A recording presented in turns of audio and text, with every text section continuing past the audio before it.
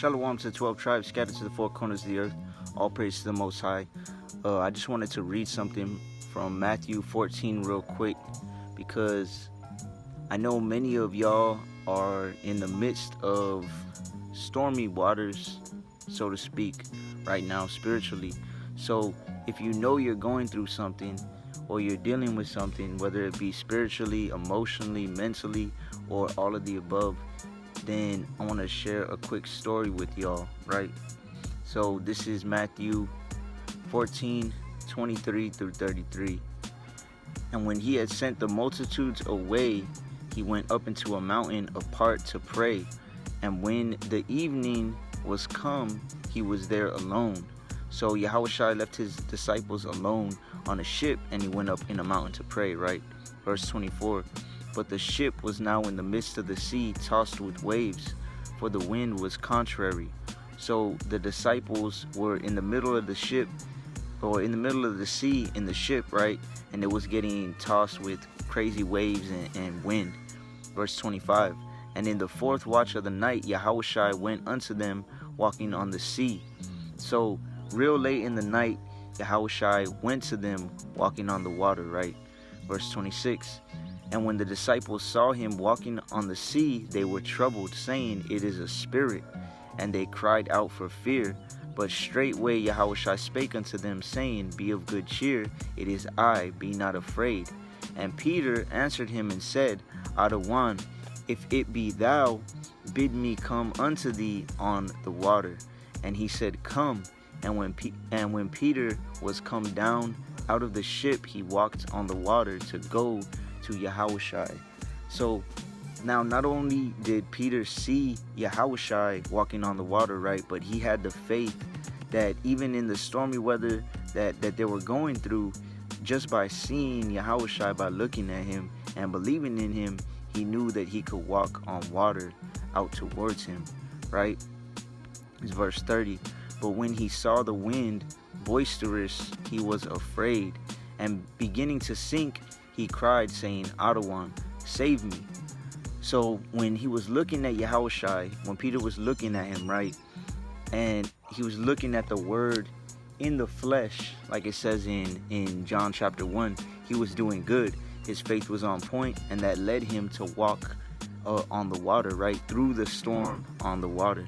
But as soon as he started concentrating on the wind, right, he was concentrating on the huge waves instead of Yahawashi, what happened? He began to sink. See, this is where a lot of people fall or fail.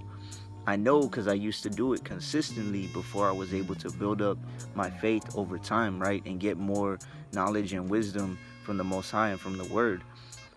We're concentrated sometimes on faith, right? We're concentrated and looking to the Word, looking to the Most High and to Yahawashi and His example.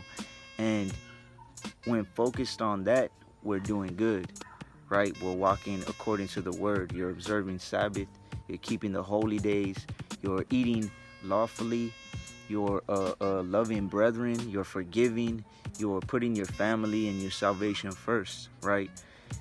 But then when those stormy weathers come in the form of people talking down on you or trying to get a rise out of you, in the form of losing people that you thought you loved, that you thought were going to be around forever, but then you come into the truth and they leave, or they don't want nothing to do with you, in the form of unforgiveness, in the form of sadness, struggles, trials, tribulations, tests, changes you got to deal with, fears that you're concentrating on, right? Those are the winds and the waves of life coming at you, right?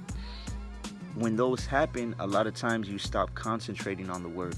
You stop looking to Yahawashi and to the Most High and to the Word. Your mind is so focused on the storm that you become consumed with the storms of life instead of being focused on the Most High and on His Word, right? And when you concentrate and focus on the storm, you're like Peter. What happens?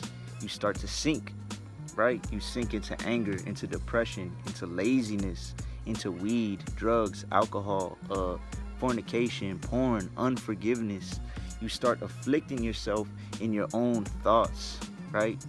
You become your own worst enemy in your walk. Because the thing about focusing on the storm is it's like focusing on something, right, that you're looking at. You can only focus in on one thing at a time with your eyes. And it's the same with your spiritual mind, right? It's the same spiritually, right? The light of the body is the eye. If therefore thine eye be single, the whole body shall be full of light. That's Matthew 6:22. Your spiritual eye has to be single. It has to be focused in on that straight gate, like it says in Matthew 7:13 and 14. It has to be singly focused in on the light, which Proverbs 6:23 says the commandment is a lamp and the Torah is light, right? Your mind has to be single on the laws and the word, which in essence is Yahawashi, right?